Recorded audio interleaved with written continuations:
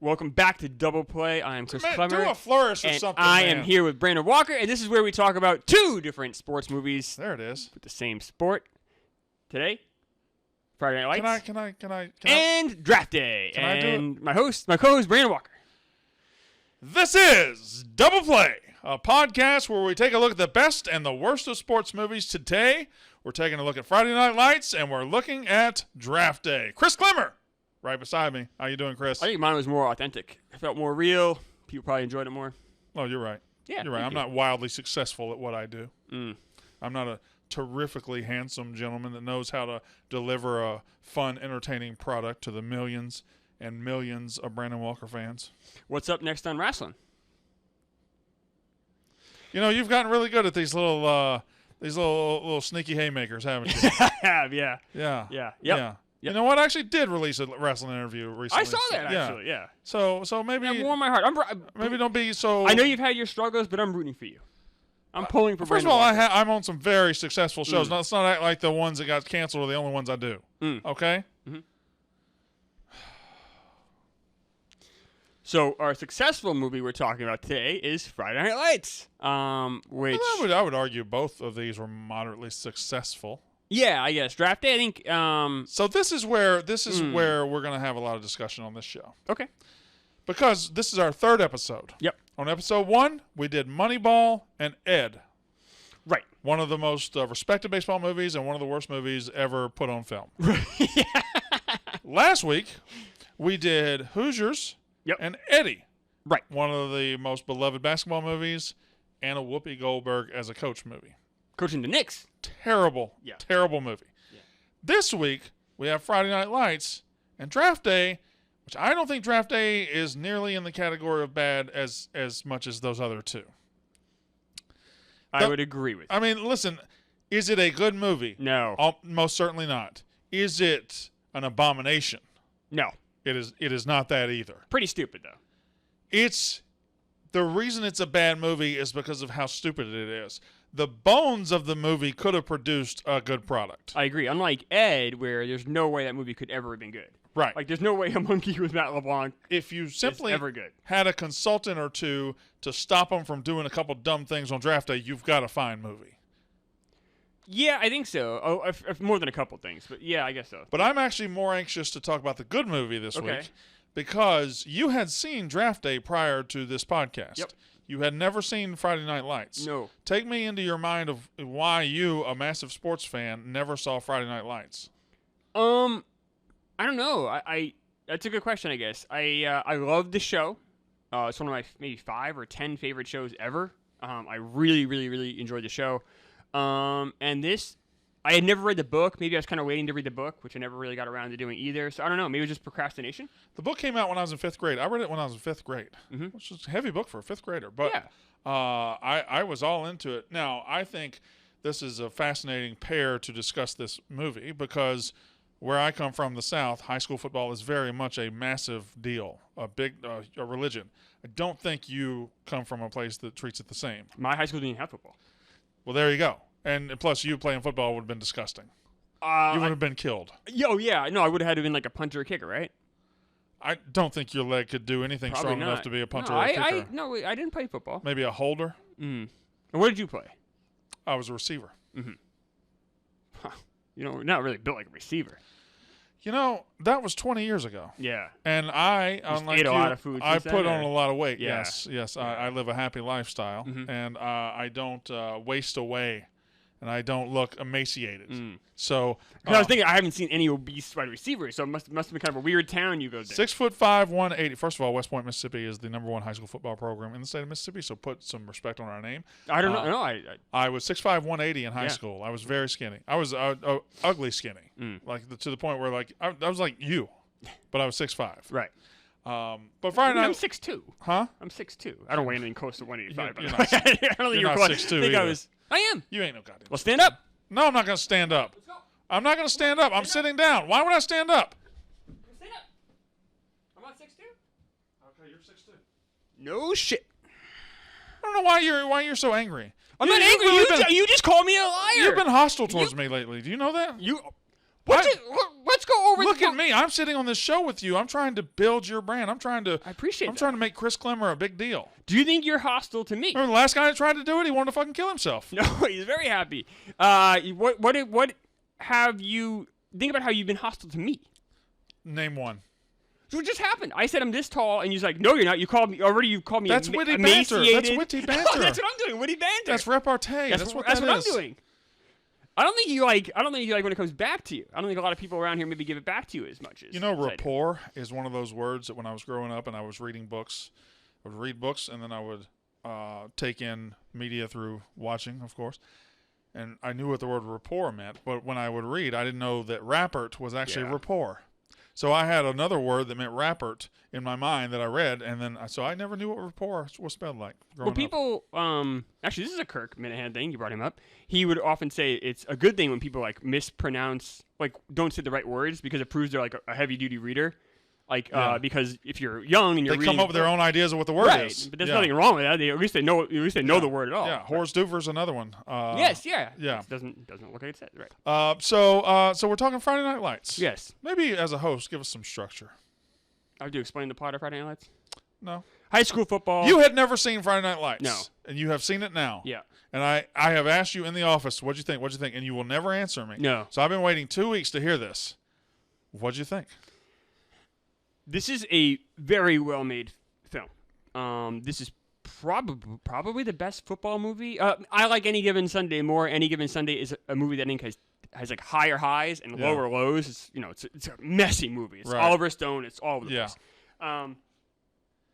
place. This is a very good movie that I honestly, it's very hard for me to critique. This is not a movie I'm really looking forward to talking about, honestly, because I'm not fair. I cannot, and I really tried. I always think I do a pretty good job having a blank slate in my head, but for this, I couldn't get this show out of my head. It's shot by Peter Berg. Peter Berg directed this. Peter Berg also created and directed the pilot of Friday Night Lights, the show. They used the same soundtrack with Explosions by the Sky. Connie Britton plays the wife of the coach, Billy Bob Thornton, here. She's obviously the wife in Friday Night Lights, the show. It's just so damn similar to the show without the characters I love. So I kept kind of I kept trying to go back into it and trying to enjoy it. Also, the movie has a much more difficult, it's a much more difficult thing to do because, a higher degree of difficulty, because it's a true story, where the show is fake. So I guess where I come off with the show is I tried to watch the show. I watched the first 3 episodes and I could not get into it. I'm shocked. I know you'd love it. I probably would. I either maybe it wasn't hitting me right at that moment. Tim Riggins was 17 years old, 16 years old, and he had adult problems. He was a 38-year-old man with a drinking problem. Like, that's not realistic. And I never got on the show because, to me, I saw the movie first and read the book, and it felt like a very fictionalized, bastardized version of realness, which this is. Now, that's not to say this is real, because they took a lot of liberties here in converting the book to the. But that's anytime. I hate it. Is anytime, but some of them are questionable. Okay. Some of them are questionable. Like one of the entire character's arc is just a lie, and this is the best football movie. Period. I don't think there's any discussion. Any Given Sunday to me is one of those near misses. It's a lot like Tin Cup, where there's so much good there, and the idea and the actors and everything is almost there, but it just never really crosses the finish line for me. Whereas this one does. This one, to me, and I remember sitting in the theaters. I took A Very Ugly Girl to see it in early 2004, I believe. Very ugly. You couldn't believe how ugly she was. Why did you choose to go out with this young lady? That's the choices I had back then, brother. Why? You football? You mentioned you were a football star. You were very thin. First of all, I never played football past 7th grade. I didn't say I was a football star. Oh, so you didn't play high school football? I played basketball. Oh. Yeah. So, anyway, we go to the theater, and I just remember sitting there about 40 minutes in thinking, this is the greatest. This is my favorite movie. This is my favorite movie. And I got to the end of the theater, and I was like, this is my favorite movie. When I watched it on DVD 6 months later, it didn't hold the same appeal to me. I don't know why. I think there's a first watch syndrome here, which is I don't know that it holds up as much 10 watches in. Did you go to other movies with this ugly woman and maybe enjoyed them more? Maybe she is somehow the bonding agent to me in good movies. Yes. That she makes you appreciate good movies more. That I'm so locked in on the screen. Anything to avoid looking at her. Right. Yeah. Oh my God, look at this. Yeah. Maybe I got to think about which one of my favorite movies came out in like 2004, 2005, and it was See, I got to do the correlation there. But yeah, this is a you said it right. It's a fantastically well-made movie. Yes. But as good as it is, I do think there are some flaws. I think there are some issues that I don't like about it that stick out, that glare more to me the more I watch it. The quarterback character is just boring. I am bored by him. He's a sad sack of shit. But, like, we don't really understand why he's so sad. Like, yeah. I feel it's very muddy, and I understand, once again, the degree of difficulty is so high for this. It is a real... Maybe this guy's just a boring guy, and that's what they had to work with. Let's just start from the beginning. Okay.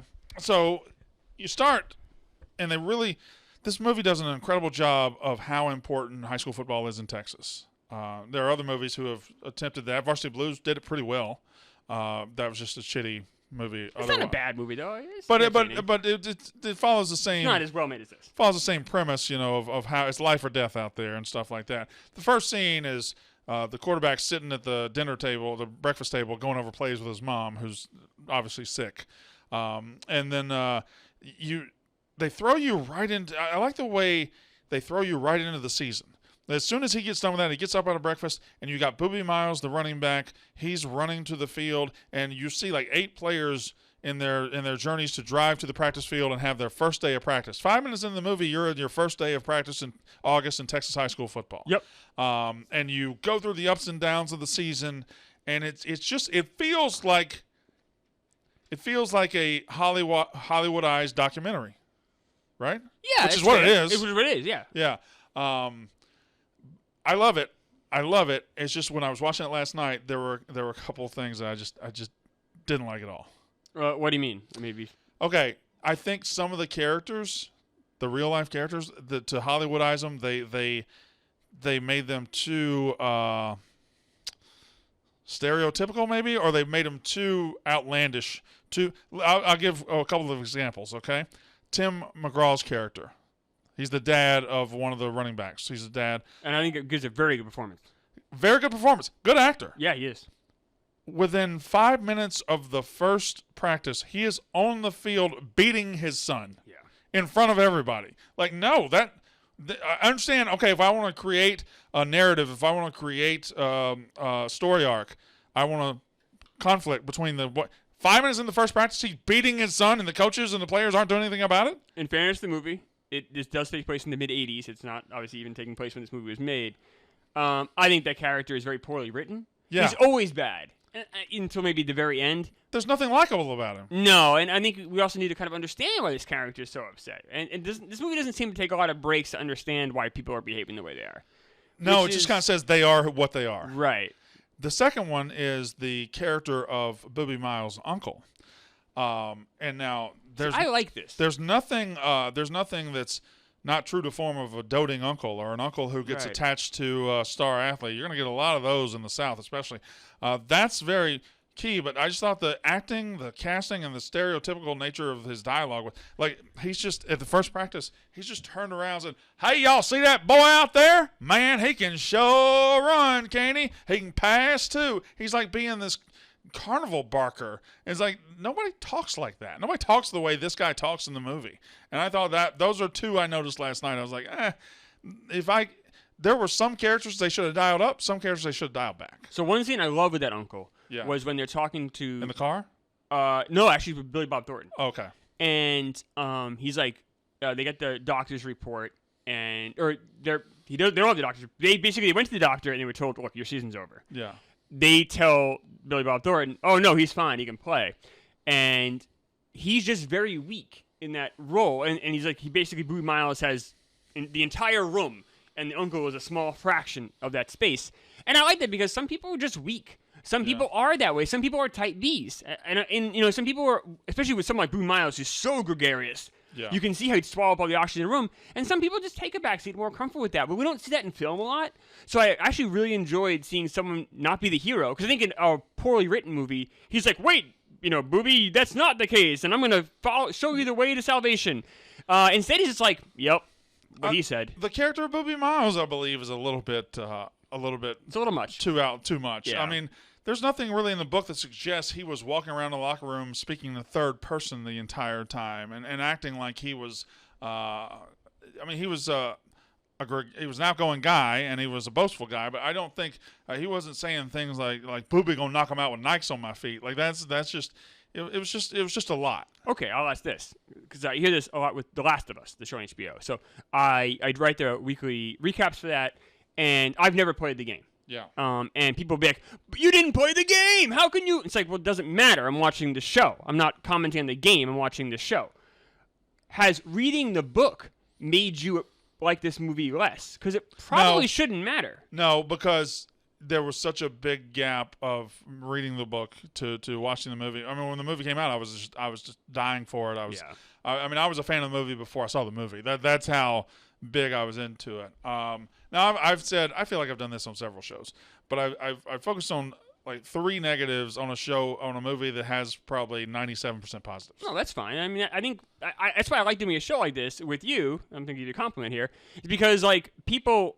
I'm tired of hearing the same, like, I love it. And it's like, rewatchables Bill Simmons and just like, giving the movie a blowjob the entire time. I want to hear the negative. That's what I enjoy hearing about, even if it is a genuinely positive movie like this. All right, I got a positive. All right.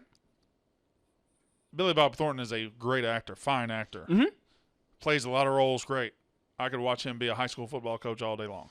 See, You didn't love it? I didn't. And I shouldn't say that. I love Billy Bob Thornton. I think he's a great actor. I think he's best when it's something like Sling Blade or A Simple Plan, where he's playing these like weird characters. Yeah. When he's kind of a more, not that a high school football coach is a normal guy, but a more normal. No, he's the most measured person in this movie. Right. And he pulls it off. It's very well acted. This isn't a criticism necessarily. I might have liked to see someone else in this role, but I mean, I'm really nitpicking because like he was still very good. I guess not what I expected. I don't know. Yeah, I guess. I walked away kind of confused with his role in this. Well, the thing is, the idea of a high school football team in Texas, a state championship high school football team in Texas, and the structure of this movie is to make you realize this is such a circus. It's such a whirlwind. It's life or death for 90 people inside the program and 90,000 in the greater Odessa area. It is life or death. And in the middle of this whirlwind, this tornado, is just this calm, measured guy. And I understand it's Billy Bob Thornton and you don't see him like that, but he's almost like the tetherball pole that the rest of the world goes around in this movie. And I think this movie needed that back because a lot of the other characters are out there. Oh, I completely agree. I mean, that's why, to go back to the show for a second, like Kyle Chandler is so good, and Connie Britton, her role is a lot bigger in the show, but they are kind of, you're right, like that, the eye of the hurricane, like they're the eye of the hurricane's the calm in the storm there, and the town itself in the show, and here too, is evil. Like, they are just ending to win. They don't care about anything else. They don't care about the coach. Everything's disposable. The real heroes are more the show, the movie, but the coach and his wife are the real heroes. I think it's the case here too, to some extent. Yeah, but there's certain players here too. Same with the show. There's certain players here too that are very like, they show you the good and the bad. Ivory Christian is the big defensive player here who's disciplinarian of his own other players, and I think he was the only player that went D1 out of this group.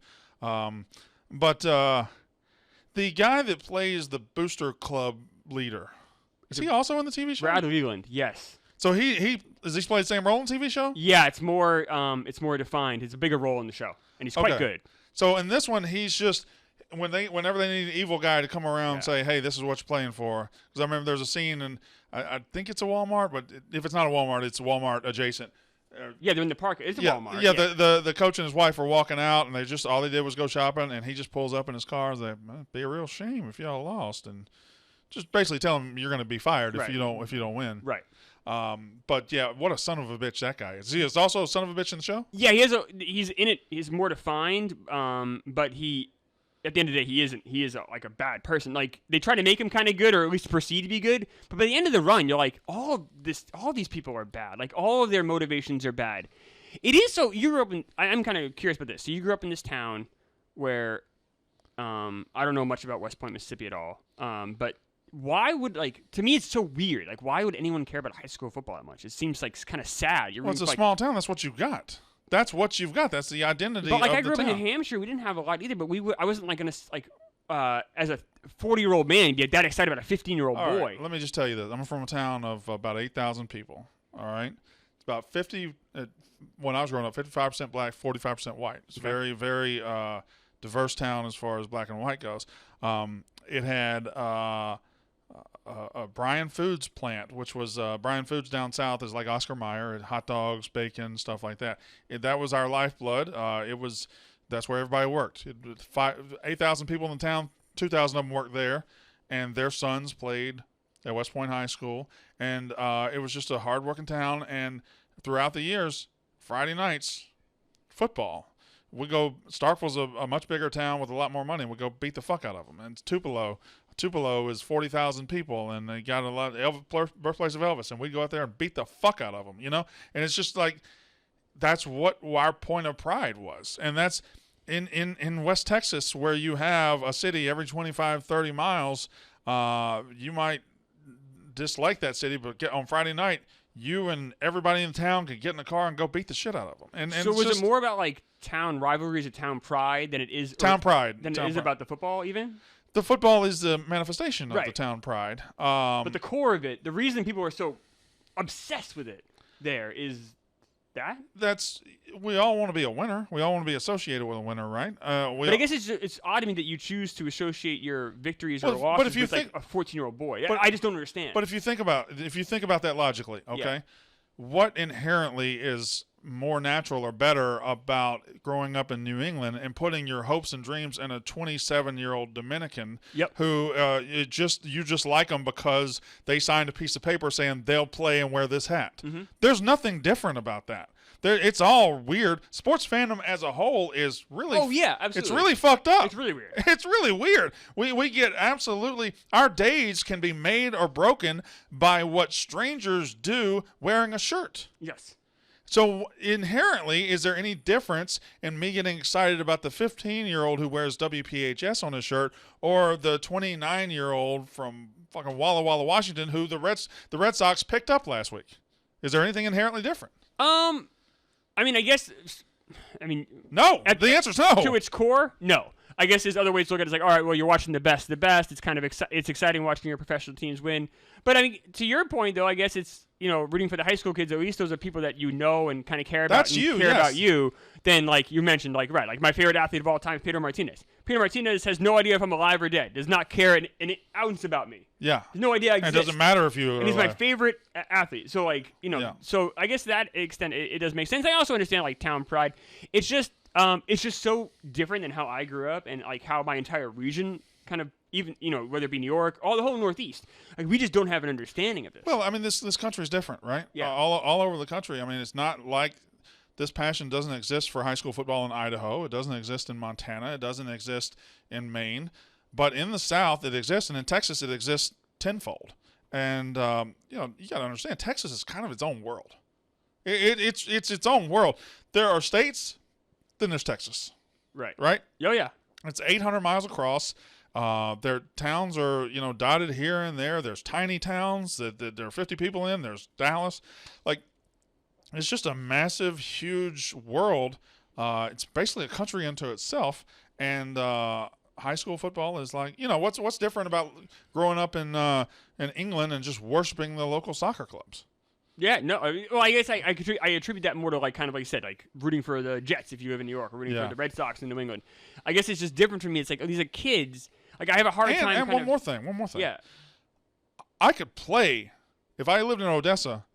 Presumably, I would grow up looking up at the guys that play on the team. Right. I could be one of the guys on the team, and then I get out in the world and I look back at the guys on the team. We're all one. But as with this movie, though, it does show this very much. The other side of that was incredibly sad. These people, it's kind of inferred in the film that these people peak at 17.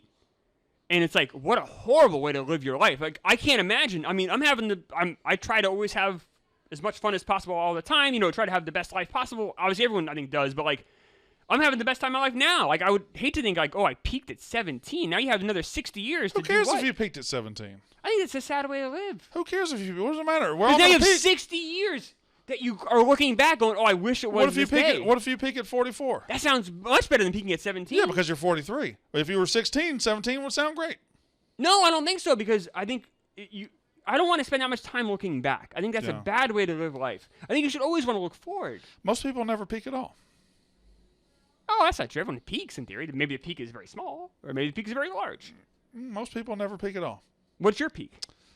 You're looking at it, brother. Me too. Well, how about that? That's like Everest compared to a water tower. See, and you wonder why I'm mean to you. That's you like, wonder why I'm That's mean like to Mount you. Everest against a fucking an adjustable basketball goal that isn't even up at the highest level. See, that's very mean. It's a very mean thing to say. I can be mean to you. So I can't be mean to you. You like I do like. Do you like this movie? Because I was like nervous you weren't going to like it. I respect it more than I like it, if that makes any sense. And the reasons I don't like it are not the movie's fault. I feel that way about Moneyball. Now, I do like Moneyball a lot, but I respect it more than I like it.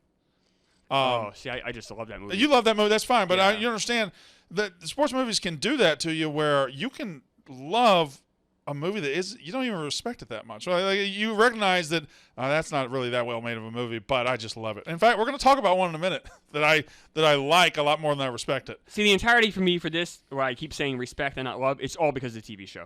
I'm really blinded by it, and it's not fair to the movie. The movie came first. The movie was much harder to make. I just don't know how a sports fan, and this came out in 2004. So we were 25 years old. And I went to a ton of movies that year. We were 25 years old. I was living in Florida. I was bored. What keeps you from seeing this movie? I don't know. I don't have an answer. If a sports movie comes out, I'm seeing it, regardless if I think it's going to be good or not. I want to see when during the year this came out. I want to say it came out in the... Can we call it that ugly woman you went with to this movie? Oh, God, I don't want to call her. Yeah, actually, I know why I didn't see it. Football season? No. October 8th, 2004. I was you were busy. locked in the playoffs. You were busy, yeah. I was watching the playoffs like crazy. 2004. I was in Florida. 2004, one of the better years we've had, by the way. 2004 was a great year. Just in general? Just in general, you had... It's an election year. Yeah. It was. I don't mind that. It was an election year. Mickelson won the Masters, which... am I right? Yeah, I think Mickelson won the Masters, which was a long time coming. The Red Sox won the World Series, which was fantastic. Wild. And the way they came back into the Yankees was great. Yeah. It was... who won the NBA? Pistons beat the Lakers, I believe. That was a random one. Yeah. And then who won? Was the Patriots win the Super Bowl that year? Didn't they win 03, 04? I think so. Yeah, so they would have been the defending Super Bowl champions, and they would have won the next one. I don't like that. You don't like the Patriots? No, I hate the Patriots. I'm a Jets fan. Oh, where are you from? I know. Well, I lived in New York till I was 9. Yeah. So I was a Mets and Jets fan. Okay. Moved to New Hampshire in '89. There was no cable. I couldn't watch Mets games, so I just watched Red Sox because there's nothing else to. I would listen to games. You didn't have cable. How did you watch the Red Sox games? I had cable. I didn't have the package, like the extra innings package. I didn't get the extra innings package until '99. So then I could start watching the Mets again. I want to talk about a couple more, and then I guess we'll move on soon. The actor who played the running back, Boobie Miles. Mm-hmm. Derek Luke, I believe. Derek Luke. He also played Antoine Fisher. Yes. Very good actor. Mm-hmm. Did you think he'd have a bigger career? Yeah, absolutely. Don't you think? We're talking about. He could have been Chadwick Boseman, right? Something similar, an arc similar. I'd say no. I think Boseman actually is a really talented actor. Yes, like, supremely talented, and really good. But I mean, let me just say this: tomorrow, Creed 3 comes out. Mm-hmm. If they decided to reboot that idea in 2004, right? Don't you think? Derek Luke is playing Adonis Creed. He's in the running. Yeah, he's in talks for sure. Yeah, he's definitely. I think he's the front runner. He might be. It's crazy how timing affects things like this. Of course. I think he's very good. Yeah, his career didn't have the path I would have expected, especially after seeing this too. I'm like, why didn't this guy have a bigger career? I'm looking up his IMDb right now. I want to see what all he was in. The football players in this movie bored me. I'm not gonna. Other than Boobie Miles. Boobie Miles did not bore me, but the other players did. And that's one of the things I don't like because Chris Klemmer is the third string running back on here. And here's two problems with this movie. Number one, Chris Klemmer, the first time he goes into a game this year, he forgets his helmet, so they have to send Boobie Miles back into a blowout. Boobie Miles injures his leg because Chris Klemmer fucked up. Right. Not true. He got hurt in a preseason jamboree, the preseason jamboree at another team. He just got hurt in normal play. That didn't happen. And Chris Klemmer is treated as a bumbling idiot here. Yes, he is. And he's a bad player. He never really gets redemption either. Chris Klemmer, in real life, a mega recruit that led them to a state championship the next year and signed with Texas A&M. This was and led them and was a good player for them. Chris Klemmer was a hell of a player. Chris Klemmer played for the Dallas Cowboys. Why? That's bizarre because he's. I don't know why they wrote him like this. And he never. I kept waiting for him to. All right. Well, here's the moment in the championship game where he's gonna then have his great moment. He never really gets. He's just like you said. He's kind of just like you said, an idiot who ruined the season for them in some ways. Derek Luke from Jersey City, New Jersey, by the way. Trying to see Derek Luke's movies. Antoine Fisher came out, I believe, in 2002. This comes out in 2004. But he had a couple of other big ones. Sky's the limit. He had a couple of other big ones back then. Glory Road? Was he in Glory Road? Was he in Glory Road? I don't know. I saw that once. Friday night? Yeah, he was. He went back to back. Friday Night Lights, Glory Road. I thought he was in bigger things than that. The one time I saw it, it bored the hell out of me. I don't know if it. Yeah, it's not great. What else do you want to talk about with this movie? I do want to mention my two. You're not going to care about this, but people watching my two favorite TV characters, maybe top 5 all time, and it's Kyle Chandler. That's the coach. Okay. And Matt Saracen, quarterback, who plays the backup quarterback. And those two, I root for those guys like I root for Rocky Balboa. I just love those two men so much. The way that show was made was such heart. Why are you talking about the show? Because we're reviewing the movie. I couldn't get the show out of my head. I just want to bring it up real quick. I watched that show and I just cry. Sometimes I bawled twice watching that show. It was so emotional. I never had the same emotion watching the movie. Yeah. And I think part of it might be because I would say this: if anyone hasn't seen the show but wants to, watch the movie first. You're doing yourself a disservice if you go the other way around. Well, that would be just stupid. If you haven't seen either, watch the one that's 2 hours and not the one that's 200. Yeah. And the one that came out first, and the one that deserves. If anything, this movie made me like the show a little less. Because all right, you kind of, I say ripped off. It's the same guy. I mean, for as many ways as they're connected, they're not connected at all, right? Right. They're connected with a couple of actors. The stylistic, they're the same. They're shot the same way, the same music. I feel like this movie, and I didn't watch much Friday night, I feel like this is shot in a grittier way. Oh, I think the show is shot very gritty. Is it really? Yeah. See, I didn't get very far into the football sequences are especially. I don't know. I really the way Peter Berg's obsessed with oil welling. The oil, which I imagine being a Northeast kid, I'd be obsessed too. So weird. They show that a bunch in this show. Well, that's all that's out there. Yeah. You ever even been out in that part of the world? Oh, I've been to El Paso. I've been to Houston. Yeah. I used to work in sales, so I'd go to bigger cities, but I didn't drive around the bowels of Texas. Yeah, like Odessa, Midland, ain't nothing there. Yeah. It's just you're driving forever. All of a sudden, there's a ugly little town, and you're driving forever again. It's just nothing. There's a reason why these particular towns, especially we're obsessed with high school football. They're very much they're bubbles. They're little bubble societies, and that's what they got. What else do I want to talk about this movie?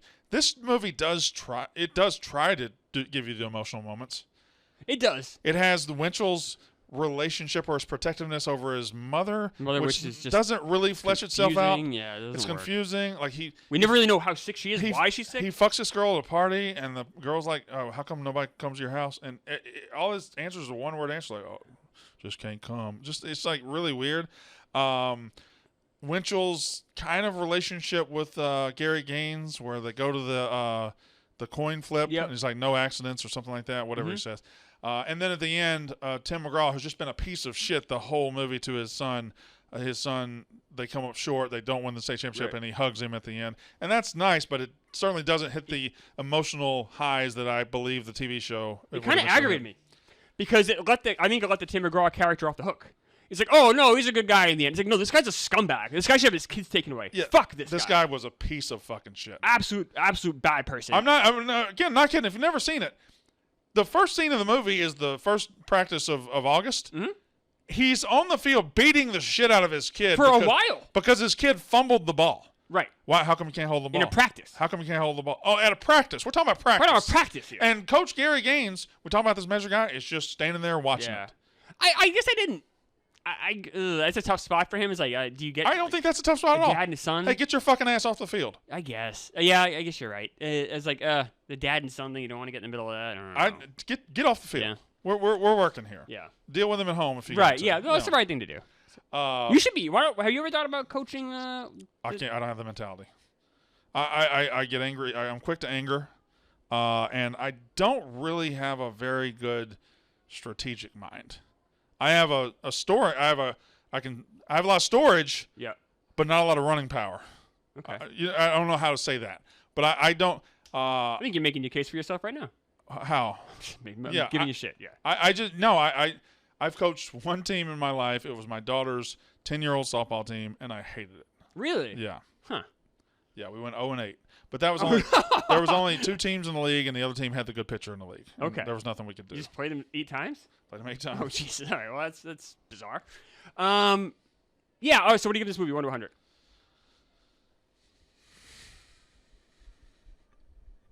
What do I give this movie 1 to 100? Do we have the list? I don't. Moneyball.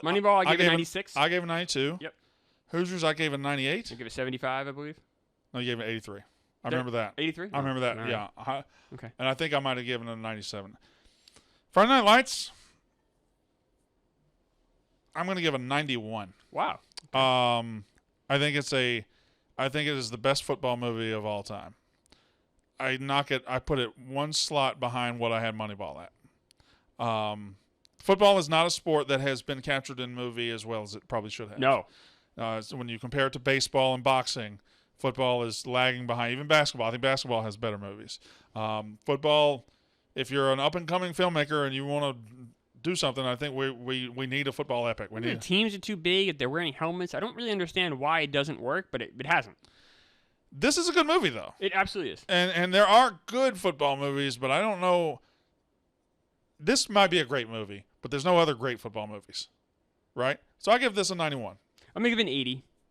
And that might not be fair. I could not get the show out of my mind. Not the movie's fault. You can't picture a world where you've never seen the show? No, I tried like hell. I've never had this problem. I did a pop culture show before this, and I've been critiquing movies for a few years now. I've never had such an issue. I'm like, I kept trying to like. What was that noise? I was like a windshield wiper trying to like make the show go away in my brain. You're about the size of a windshield wiper. Yes, yeah, and I move just as fast too. If you had a twin brother, fast. That's right. That's right. So you give it an 80. 80. See, I don't have beef with that. Yeah. I don't give you 91 either. Let me tell you, I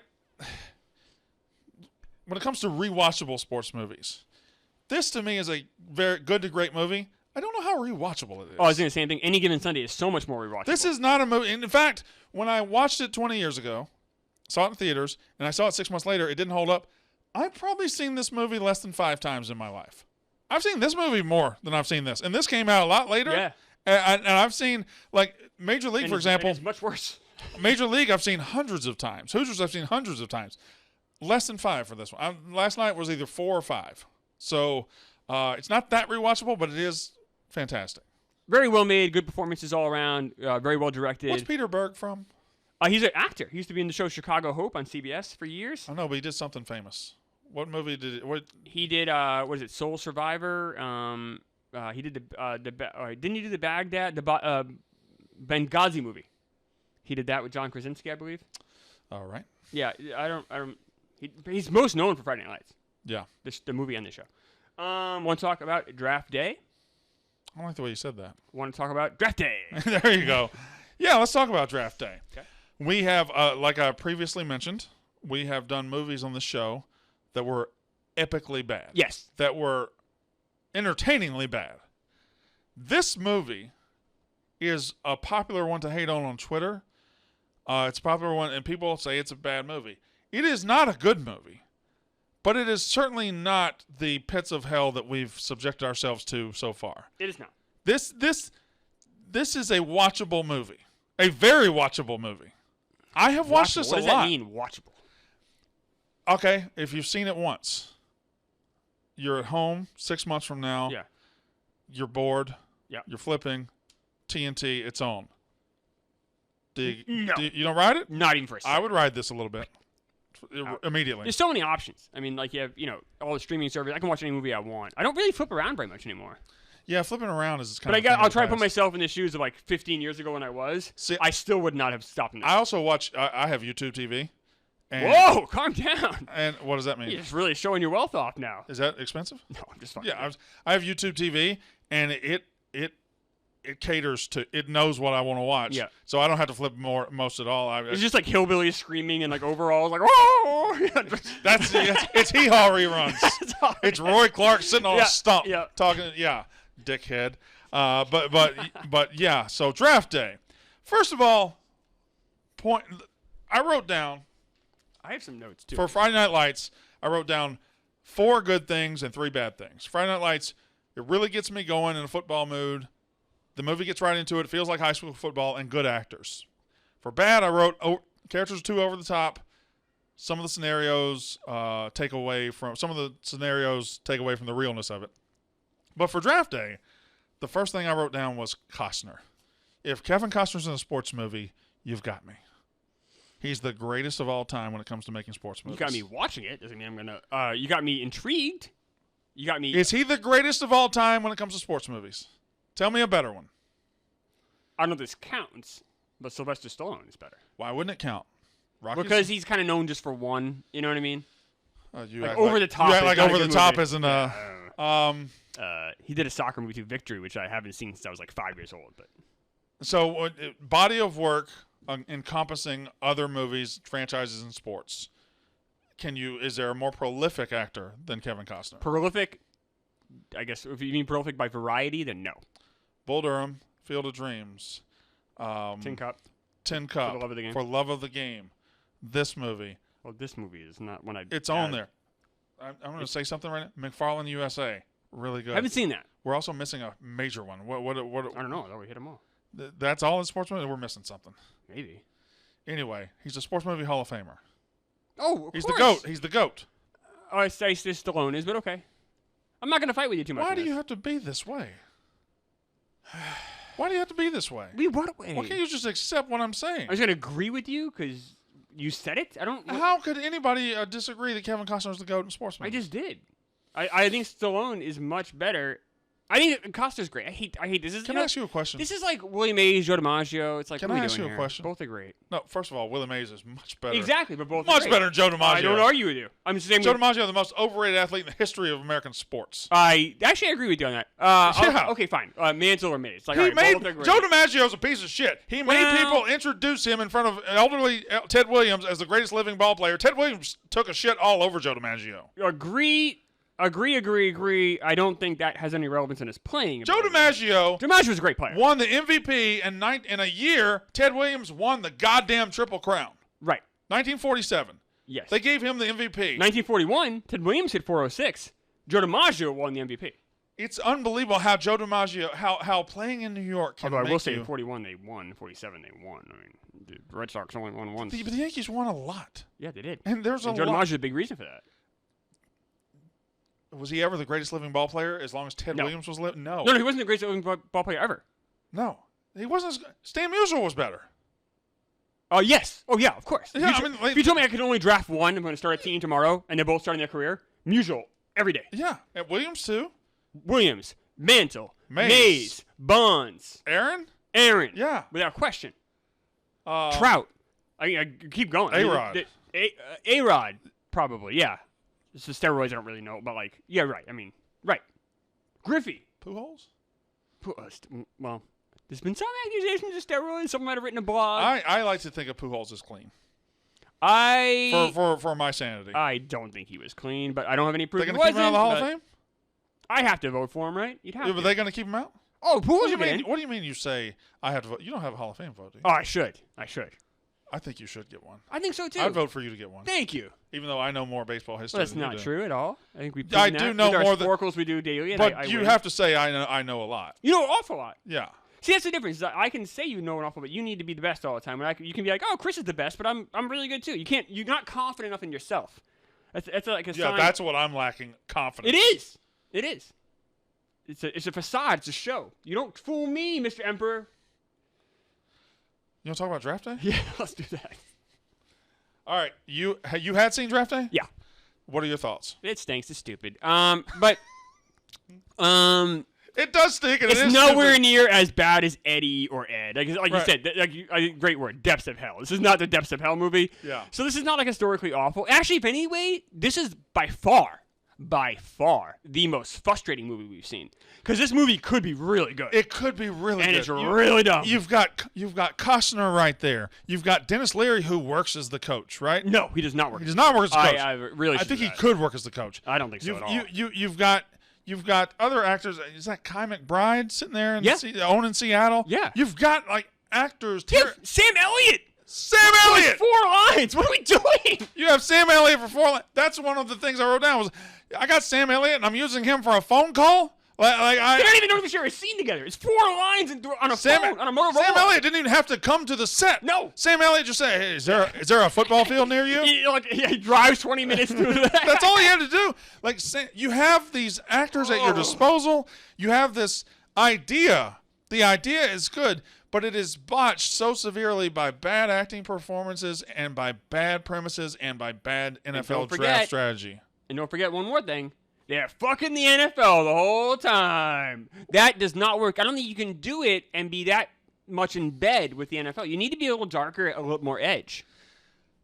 How are you going to make a draft day movie? That's dancing on the head of a pin, though, right? Because NFL's not going to let you be dark and all that. I feel like it went beyond even like a partnership. I feel like this was just like, they're just like, it was Dick is entirely, This is propaganda for the NFL. This is that's what I mean. Yeah, like Roger Goodell's dick is entirely up Ivan Reitman's ass. This entire movie. Yeah, this is propaganda for the NFL. Now I can handle that. I don't mind that. The NFL is so big and so great that I'm like, okay, well, if I got to look past that, fine. There's some good actors here delivering really shitty performances.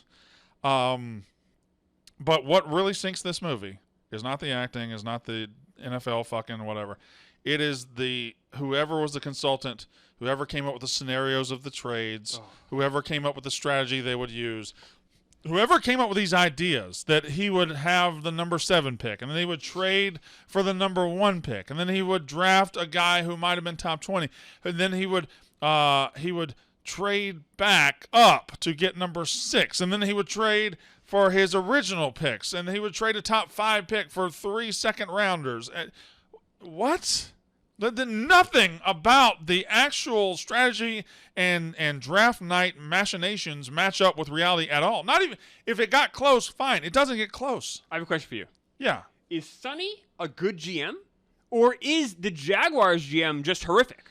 The rest of the fictional NFL in this movie has the mentality and the mindsets of 7-year-olds. He apparently can see into the future, and he can have these puppets throughout the entire NFL, because the Seattle guy that plays hardball with him is also a dunderhead. Yep. Jeff Carson at Jacksonville I don't know how he gets out of bed in the daytime. He's the dumbest human being ever. And he's got a draft war room around him where he's looking around and said, yeah, that's a good deal, boss. Have you ever heard trading 3 seconds for was it the 6th pick overall? It's the 6th pick overall. That would never happen. And so I think Sonny. Right? Has that ever happened in NFL history? No, of course not. Recollection. Second-round picks are not that valuable. Like, what? It's it's the only reason that he comes out of this like a rose, because that one interaction. If you take the interaction away, he's a loser on draft night. I mean, would I tell you, if I told you can have the 5th best something in the world, or I'll give you 3 of the 50th best, you keep the 5th best at all times. I mean, even historically, I don't ever remember a trade like that even like coming close to happening. Well, no, and they just brush it off. Well, the more crazy scenario to me is him trading 3 first round picks for the number 1 pick. Okay. That's not all that crazy. No, that's not crazy at right. all. But then, what does the son of a bitch do? He goes up to the podium and drafts a guy, Vontae Mack, who he could have gotten at 7 originally. Right. So the entire premise of the movie is on this half-baked thing that never would have happened at all. Vontae Mack is a pass rusher from Wisconsin. Now, not only is his draft night scenario is unbelievable, but the lead up to the draft, the calls that he makes, when he calls Sam Elliott and says, "Hey, did anybody go to your quarterback's birthday party?" Right. Yes. What? We're doing that on draft day? They've been in the combine. They've been in the draft process for 3 months. They weren't. There's almost they didn't scout this guy at all. It was the #1 pick. and the best thing is Sam Elliott, though, I will say, is just as frustrated as we are. Like, he's just like, what the fuck is wrong with you? Oh, yeah. I'm like, oh, finally, a voice of reason. Yeah, you're right. Bo Callahan didn't have anybody come to his birthday party. Good call. All right, later. That's how I feel like watching this movie. I'm Sam Elliott the whole time, like, just annoyed. If you know how this movie has these quick cuts where it'll be this guy over here and he's talking on the phone to this guy. Yep. And it'll phase this guy out, and the whole screen will be. If they had Kevin Costner on one side and Sam Elliott on the other, I almost want a movie where it phases Kevin Costner out, and I just follow Sam Elliott around. Yeah. I would agree. I wouldn't mind just seeing Sam Elliott coach Wisconsin for a season. Do you know who directed this movie? I don't know at all. Ivan Reitman. It's his last movie ever directed. He directed Stripes. He directed Ghostbusters. He directed the movie Dave with Kevin Kline, which is quite good. What a weird. And this is his last movie. This movie, on paper, Ivan Reitman directs it. Kevin Costner, Chadwick Boseman, Sam Elliott, about the NFL draft day. Jennifer Garner, who's a TV actress. I'm like, oh my God, I'm all in. She's a star, though. She's a TV actress. Her ceiling is very attractive in Alias. I mean, knockout. Listen. And very attractive here. Well, I mean, if I had to here's the bad things I wrote down for this show. Okay. Trade scenarios I've already talked about. Insane. What's number 2? Jennifer Garner. She is terrible. She's a TV actress. That's fine. You can keep saying that, but even what do you want? I don't care if she's. I don't care if she's a third-grade play actress. In this movie, she's put in there to play a role, and she's god awful at it. It is. She's wooden. She's when she's trying to talk football strategy. You just see right through it. And that's not saying a woman couldn't play this role, but not that one. Like there's something about her. Just it doesn't work. It doesn't work. She's terrible. There's a wild scene at the end. We have Kevin Costner, who's won an Oscar for directing, but he's been nominated for Best Actor for Dance with Wolves. Ellen Burstyn, nominated for several Academy Awards, won in 1974. Is this his mom? In That's movie? the mom. Okay. And then Jennifer Garner, and it's like, what? One of these things is not like the other. What are we doing here? And she's getting just, they're just acting the walls off of her, and she just can't do anything. And you talk about how wooden she is, and it's just what she is. I mean, she seems like a very nice person in real life. She's a very good television actress. I think she's good, maybe in some very supporting roles in film, but she's in way over her head here. Now, there's another actor I think really does a shitty job here. Are you ready? I'm ready. I think I know where you're going to go with this, just from your hesitancy, but go ahead. Chadwick Boseman. I think he's good here. He's not. Oh, I disagree. Chadwick Boseman is a phenomenal phenomenal actor, phenomenal star, a rocket ship. Yeah, would have had a great career if he hadn't gotten sick. And it's not his fault. Why is this Ohio State linebacker the most southern-sounding person in the world? Hey, Sonny Weaver, wake up, man! You gonna draft me tonight? What? Why? Why is his accent so bad? Why? Maybe he lived in the South when he was like 10 or something. Why do you sound like a hillbilly? You live in New York City. I grew up in West Point, Mississippi. But you live in New York City for a long time. You sound like First of all, I don't have a big Southern accent. What the fuck are you talking about? You ever been down south? I listen to you. You have an insane Southern. People are dry right now, just driven off the road. No, they know exactly what I'm talking about. When it comes to Southern accents, I am very low on the scale. Very low. I'm speechless. I am very low on the Southern accent scale. I do not have a huge Southern accent. You go down south, you go down to where I'm from, I'm in the first 25% of accents. There's 75% people with deeper accents than me.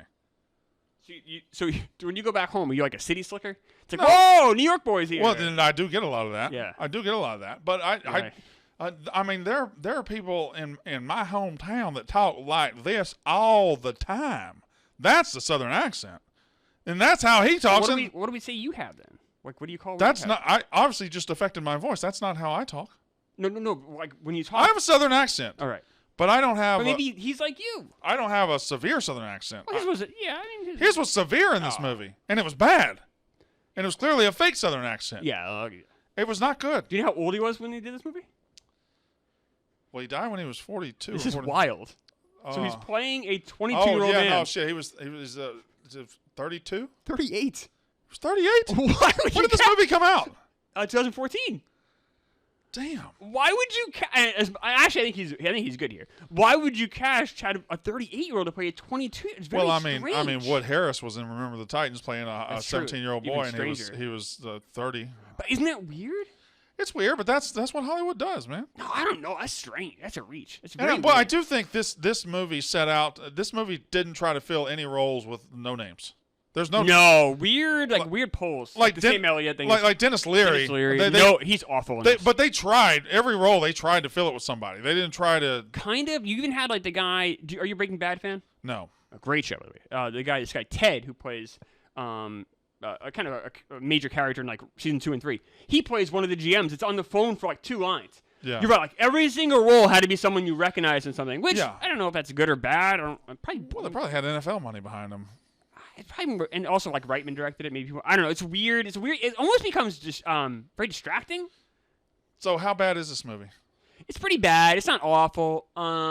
It's very stupid. Okay, here's another issue I have with it. It also doesn't age particularly well. So Kevin Costner's character, Sonny, is very upset that Chadwick Boseman has tweeted. Meanwhile, he's fucking a subordinate, and a guy that he's... wondering about his character is more concerned about his birthday party. Yeah. The same quarterback has a blog of all the girls he's fucked. Yeah. Like, what are we doing here? Like, every character issue, this movie goes completely the wrong way. Yeah, it does. Very strange. It does. Now, here's the number one craziest thing that happens in this movie, and I'm sure you noticed it. The number one pick in the draft happens. Mm-hmm. The Cleveland Browns owner, his boss, is... Franco Angelo from Eddie. I thought it was. Oh, yeah. Okay. So he's back in New York City. Of course. He's back in New York City. He's at Radio City Music Hall. I like to think it's the same man. He's at Radio City Music Hall. The number one pick happens. They pick Vontae Mack. He is standing there with a jersey to give to Callahan. To Callahan, right. Bo Callahan, who was supposed to be the number one pick. When it's announced as Vontae Mack, he throws the jersey down. He turns and he starts to leave. That is the end of the first pick. In the NFL draft, there are 10 minutes between first-round picks. And maybe back then it was 15, but I'm pretty sure it was 10. It was 10. It was 10. So 10 minutes between first-round picks. He leaves Radio City Music Hall. He gets in his car. Fair point. Now, there is no airport near Radio City Music Hall. Yep. He presumably has to go to Teterboro, the private airport, which at that time of night, that time of year, is going to be at least 30 minutes. It's a Friday night, right? Because it's a Thursday night. Thursday, right? Because back then, Thursday night. Well, it's Thursday night every year. What am I thinking of? Why was it 3? Didn't they change the setup with the draft? Whatever. Remember, it used to be like Friday, Saturday, Sunday, right? Or Saturday, Sunday. It's Thursday, Friday, Saturday. All right. All right. It's Thursday, Friday, Saturday. Back in the day, it was different. Okay. Well, whatever you think. That's fine. Okay. Used to be. Didn't they just do it? There used to be. I remember the first round of the draft being on Saturday before in my life, right? That's what I'm saying. I think it was Saturday, Sunday before. It was Saturday. It was 2 days. Saturday, Sunday. Now it's Thursday, Friday, Saturday. Right. Right. God. He leaves after the first pick, and he walks back into. So it's Thursday night, presumably like 7:30 at night. 7:30 at night. Major event in town, by the way. The NFL draft's here. He drives to Teterboro, gets on a plane, flies to Cleveland, and he walks in as Sonny Weaver is talking to Jeff Carson during the 4th pick, or maybe the 5th pick. Let's say the 5th pick. Give him the benefit of the doubt. During the 5th pick. So that is 35 minutes. 35 minutes between the end of the 1st to the middle of the 5th. 35 minutes, he went from Radio City Music Hall to walking into his draft office. He wouldn't even get to Teterboro in 35 minutes. I'm not sure he could get out of New York in 35 minutes. That time of year. But 35 minutes. He went from Radio City Music Hall to Cleveland. It's the most unbelievable thing I've ever seen in a movie. It's hard to like a movie that just... Superman couldn't have done that. This movie just disrespects its audience constantly. It constantly treats us like we're morons. And after a while, you're like, all right, it's a little frustrating. You know, it's like, I'll give Friday Night Lights a lot of credit. I feel like some of the character development stuff was kind of like that, but I felt for the most part, it was treating you like an adult. This treats us like we're just idiot 15-year-olds. The entire movie. It kind of does... kind of sit back in your seat, and we're going to tell you the story of how this NFL stuff works. Right. But we have no idea how it really works. Well, yeah, and the people that are going to be telling you just don't know at all. We're just guessing, and the draft scenarios are crazy.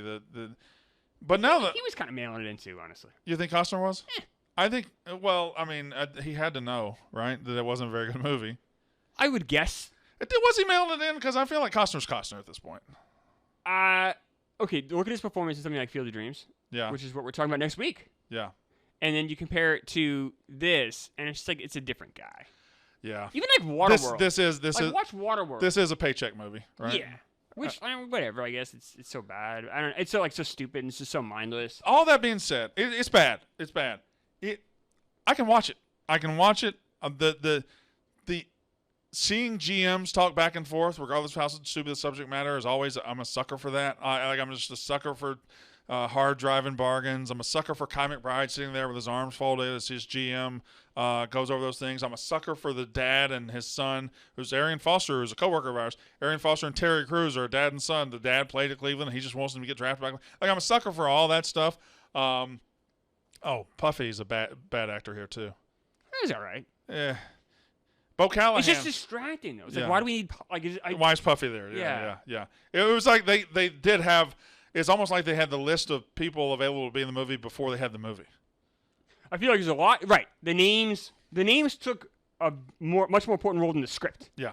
Or getting things right, or really anything else. It was the partnership with the NFL and the names involved that was the most important thing, and it left a pretty bad movie in its way. It's a bad movie. I can't believe you watch this. Like if you're like flipping around, it's a bad movie that it isn't as bad as people act. There are good parts. There are entertaining parts. Ultimately, though, it collapses under the weight of its own bullshit. Dennis Leary sucks in this too, by the way. I haven't touched that yet. I don't hate him in this. I do. I don't buy it. Why? He's too he's very sarcastic. But he's Dennis Leary, and he goes right to it immediately. Yeah. I don't know if NFL coaches would behave like that. I've never seen an NFL coach. He does. The second you meet him, he's too cool for school and he's miserable, and he's above all this shit. And he's supposed to be like a Super Bowl. I guess they're trying to paint a picture of a GM who's kind of lost the building. Yeah. But it just comes across as a petulant child. Yeah, right. It does. Yeah.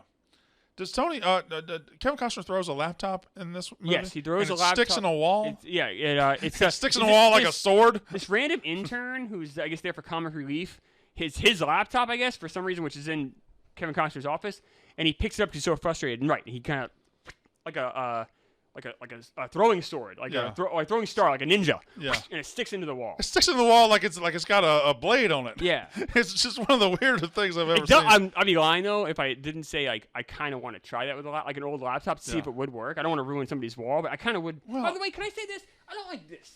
I don't like this. I don't like that. Yeah, Klemmer. I don't like when it's like fake brick. Here's a secret. Nobody likes it. We all hate it. But why do we put fake brick? The chairs are decent, but we right. have somebody here whose job it is to come up with these sets, and this is what they came up with, and we got to justify their salary. Why does it need to be brick though? Like, it's not I don't know why it's brick. Does anyone think it? Like people watching think it's really brick? I don't know why it's brick. I don't know why that's brick. I don't know why that's a different color brick. I don't know why there's a plant here. I don't know why there's a space here where you can see the wires. I don't know a lot of things. All right. I just figured it's been bothering me. I like this. That's nice. This is nice. And the lights I bet the lights are good lights. I'm sure everything's like a high quality. I just don't understand. Like, I don't understand why. What score would you give this movie? A 40. Actually, I lied. A 38. Focus, man. The break. I'm getting angry about the break. 38. How about you? That's crazy because I was going 40. All right. So and I think what I was gonna do is I was kind of gonna use this as a line. Anything above this is at least halfway decent. No, it's a 50 is the line. There's literally already a line for that. It's 50. I think 40 to 60 is about the same. You think 51 is that much better than 49? No, but I think 38 is much worse than 51. I'm not watching many movies worse than this, but I will watch this. Ugh. That's kind of where I'm at. Anything if it comes in below draft day might be my new Mendoza line. All right. So one of the things we always ask every week is if we had to pick. You can watch this. You can watch Ed. What would you watch? I'd watch this. I'd watch Ed. You'd watch Ed? Yeah. Yeah. Ed, this wasn't as boring as Eddie, but this was annoying. Annoying is a good word for it. Ed is so bizarre, and we have to do our trade as well. Which yeah, I'm really struggling with. I'm not gonna lie.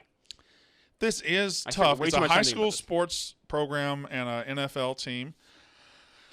I have gone back and forth. I thought maybe Bo Callahan for Mike Winchell, but Mike Winchell just ruins draft day. Even worse than it's already ruined. So Boobie Miles. Can I get Boobie Miles for Ray Jennings? But I don't think Ray Jennings, who's played by Arian Foster, is a big enough character to swap with Boobie Miles. Do I do the booster, the evil booster against the owner? That's not a bad one. Bad little Brad Leland action. I'm a big Leland fan. Yeah, you get him in draft day being like, Coach, just listen. If you don't hit this draft, you might have to look for somewhere else to go. That kind of works. Yeah. I don't mind that one. And then there is no character that I would subject to the hell of having to trade with Jennifer Garner. Connie, it's funny because Connie Britton's great. She's very good in the movie, and she's fantastic in the show as the coach's wife. So that's your trade is the Langella I think it's overbearing booster for overbearing owner. You're not gonna like my deal, which I understand why you wouldn't like it, but I'm gonna trade Billy Bob Thornton to draft day for Sam Elliott. Wow. Okay. All right. But here's the problem. You're not trading straight up for a character because you can't trade Billy Bob Thornton to Cleveland to be the Wisconsin's coach because he's only got 4 lines. The one you want to replace is Dennis Leary, correct? Yeah. So that's not really a 1-for-1 swap. You're replacing the titular coach for a side character. Right. It means I'm basically shortchanging Billy Bob Thornton in this, but I just think Sam Elliott might be more believable than Billy Bob Thornton. Oh, you know what? A world where Sam Elliott's the coach in Friday Night Lights, that hits. That's what I mean. But then again, Billy Bob Thornton is really good. I think I'm not being fair to Billy Bob Thornton. I think I've been too critical about him even in the show. Because he's very good. Sam Elliott is on a short list of actors that every time I see him, I wonder why. I just want to see him more.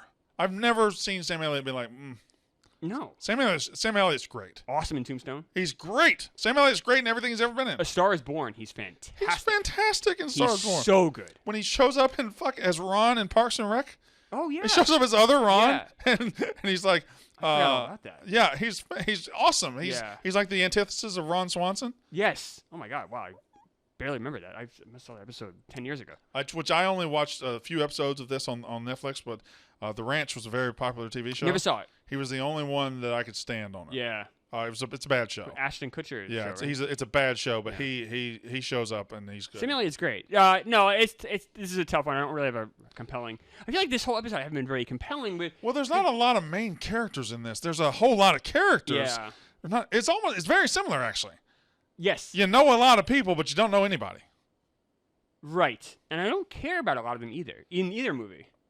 But this is just, I think, such a better craftsmanship than this. And this is so much smarter than I got this. one. This is weird. I'm going to take Tim McGraw as the abusive father. Yeah. I'm going to trade him with Kevin Costner's sweet, sad mother in draft day. Burstyn. So I'm going to take the mother and give it to this kid who desperately needs love, and then I want Tim McGraw to beat the shit out of Sonny if he makes a bad draft pick. I don't mind that. Yeah, Tim McGraw just shows up. Also, Tim McGraw for Dennis Leary might make sense. Tim McGraw's a good actor, a decent actor. He really is. Yeah. A much better actor than he should be. Have you seen 1883? No. He's good in that. I hate, it's a movie I actually don't like. We'll probably cover the show, The Blind Side. I think it's pretty stupid. We will never watch that. Really? Really.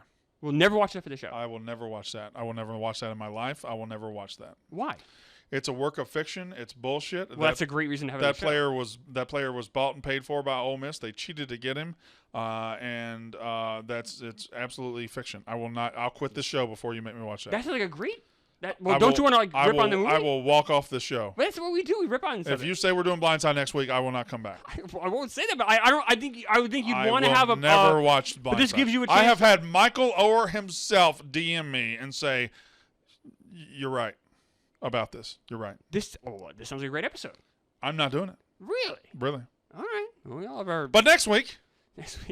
The Blind Side. No, Field of Dreams, and the baseball movie is The Babe, right? The Babe with John Goodman. Were you excited when you heard about it? I ran to the theater. I was there opening weekend. He hosted Saturday Night Live right ahead of it. Yes. Pretty good. He's a great SNL host. Yeah, he's a great SNL back then with host. that crew with Farley and that crew. And and I remember thinking, oh man, this is going to be great. So I good. got to see it. Because it was in I'm going to say it was 92, 92. And it was in the cradle of just great sports movies, right? Every year you had, that year alone, you had White Men Can't Jump and A League of Their Own. And it just was, it's a bad movie. It's not good. I haven't seen it since The 12-year-old annoyed boy. I only saw it once, and I might have only watched half of it. I watched all of it in the theater. I was trapped, so I watched. Oh yeah, I might have only watched half of it. But what was the other one? Field of Dreams. Field of Dreams. Field of Dreams. There was a long time in my life, 20 years probably, where I said it was my favorite movie ever made. Well, you were a much smarter man then. I kind of aged out of it though. Yeah, you gotten dumber. You're just as old as I am. Yeah, but you've gotten dumber. Have you gotten smarter? Oh yeah. Really? Yeah. I'm probably not.